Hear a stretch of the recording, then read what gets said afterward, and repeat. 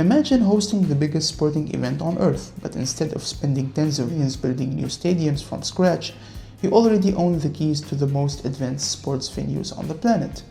Welcome back to Planet Wealth. In this episode, we are pulling back the curtain on the 2026 World Cup to expose the massive economic engine behind this tournament, and we will also expose the dark truth when it comes to profits. Who's actually the real winner? We'll talk about the infamous FIFA curse. First of all, we must understand that costs come from two main compartments. The first one is direct football costs, when we look at stadiums, fan zones, tournament operations, training grounds, etc. And the second compartment is total infrastructure spending, and this includes metro systems, airports, highways, hotels, city development, rail, ports, etc. For the World Cup 2026, the total direct spending is estimated at $13.9 billion across all three countries. The United States will shoulder the largest piece of the pie, with an operating budget of $11.1 billion spread across 11 host cities. Let's look at a micro-level example: Toronto, Canada. The city has allocated an official budget of $380 million just to host 6 matches. As for capital investments, only about $900 million is being spent globally to upgrade existing stadiums to strict FIFA standards. It's a lean, hyper-efficient operation.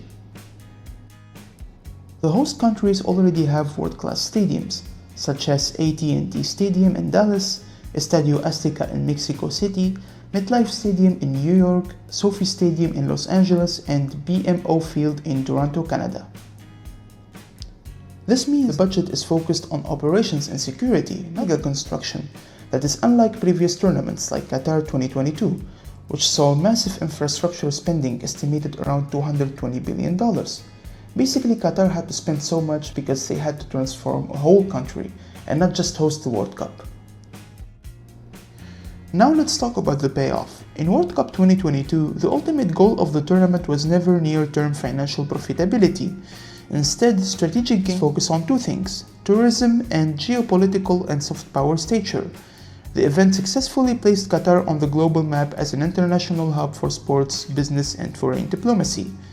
It also fostered a period of renewed regional integration and tourism spillovers with its GCC neighbors like the UAE and Saudi Arabia.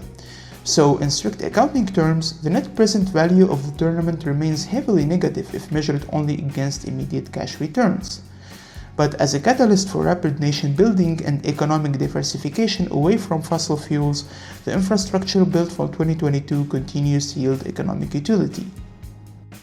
However, in World Cup 2026, with the historic expansion to 48 teams and 104 matches, this tournament is engineered to be the most profitable in history.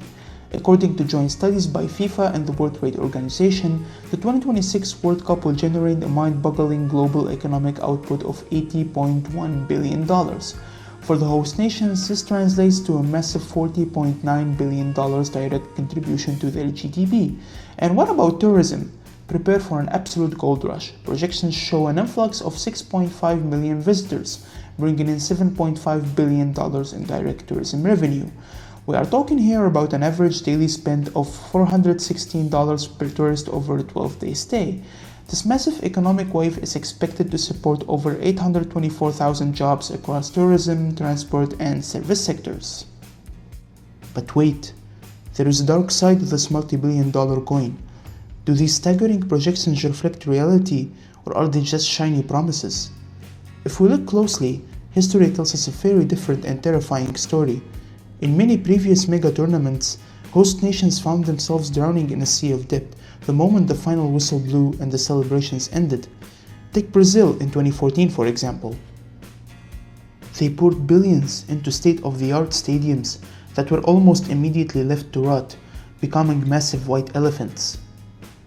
Or South Africa in 2010, a country that is still bleeding millions in taxpayer money just to maintain empty, unused facilities. This phenomenon is so common, economists have a name for it. Welcome to the infamous FIFA curse. Here is how the system is brilliantly rigged. The lion's share of the profits flow directly into FIFA's tax-exempt bank accounts. In fact, total revenues for FIFA are projected to surpass $11 billion, a massive 56% increase compared to 2022.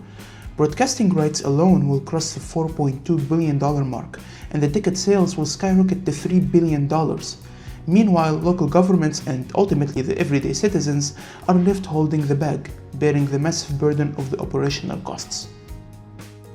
Now, the United States, Canada, and Mexico claim they are immune to this curse because the infrastructure is already built. But is it that simple? Not exactly. While they aren't building new stadiums, skyrocketing security costs, massive traffic logistics, and the extreme pressure on local public services could quietly erase the true economic returns for the average taxpayer. So who actually pays the bill and who takes the profit? Here's the brutal truth. The real winners of 2026 aren't just FIFA, it's the corporate giants, the multinational hotel chains, airlines, and mega sponsors. Local small businesses might see a temporary bump in sales, but the vast majority of those billions will ultimately flow upward, straight into corporate pockets. It is essentially a massive wealth transfer. So what's the final verdict for the US, Canada, and Mexico? The 2026 World Cup will undoubtedly be an economic powerhouse. Ultimately, the organizers are banking on the social return on investment, currently estimated at 3.64. This means every dollar spent on the tournament should generate $3.64 in long-term economic and social benefits. But for the average taxpayer living in a host city, the true return on investment remains questionable. You might get a month of incredible football, but you'll also be the one footing the hidden bills long after the stadium lights go out. Will the 2026 World Cup be the greatest economic miracle in sports history, or just another brilliant financial illusion by FIFA? If you want to share your thoughts, drop a comment down below.